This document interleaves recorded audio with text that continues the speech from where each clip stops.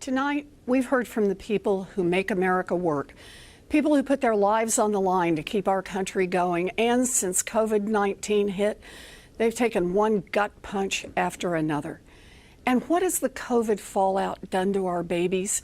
Well, I'm here at the Early Childhood Education Center in Springfield, Massachusetts, which has been closed for months. Childcare was already hard to find before the pandemic, and now parents are stuck. No idea when schools can safely reopen, and even fewer childcare options.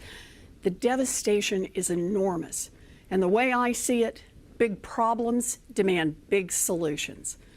Now, I love a good plan, and Joe Biden has some really good plans. Plans to bring back union jobs in manufacturing and create new union jobs in clean energy. Plans to increase Social Security benefits, cancel billions in student loan debt, and make our bankruptcy laws work for families instead of the creditors who cheat them.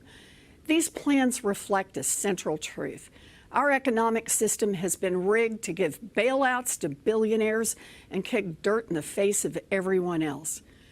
But we can build a thriving economy by investing in families and fixing what's broken. Joe's plan to build back better includes making the wealthy pay their fair share, holding corporations accountable, repairing racial inequities, and fighting corruption in Washington. Let me tell you about one of Joe's plans that's especially close to my heart: childcare. As a little girl growing up in Oklahoma, what I wanted most in the world was to be a teacher. I loved teaching. And when I had babies and was juggling my first big teaching job down in Texas, it was hard. But I could do hard. The thing that almost sank me: childcare. One night, my Aunt Bee called just to check in. And I thought I was fine. But then I just broke down and started to cry. I had tried holding it all together, but without reliable childcare, working was nearly impossible. And when I told Aunt Bee I was going to quit my job, I thought my heart would break.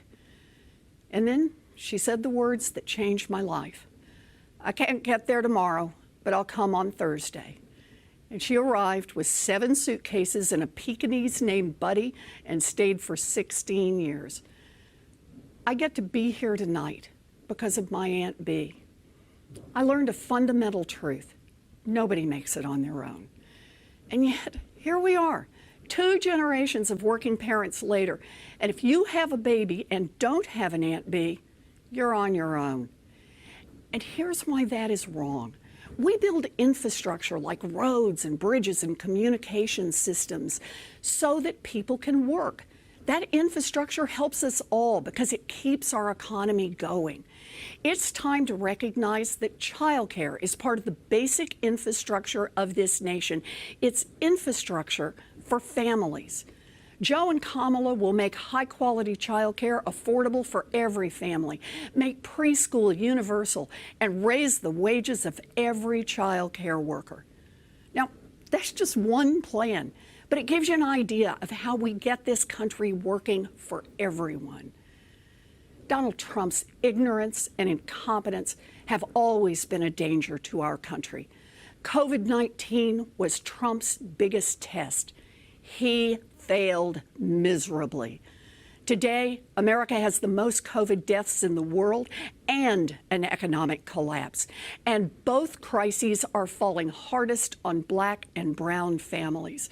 Millions out of work, millions more trapped in cycles of poverty, millions on the brink of losing their homes, millions of restaurants and stores hanging by a thread.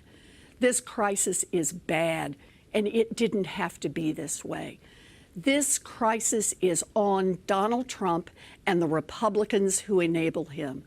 On November 3rd, we will hold them all accountable. So, whether you're planning to vote wearing a mask or vote by mail, please take out your phone right now and text VOTE to 30330. We all need to be in the fight to get Joe and Kamala elected.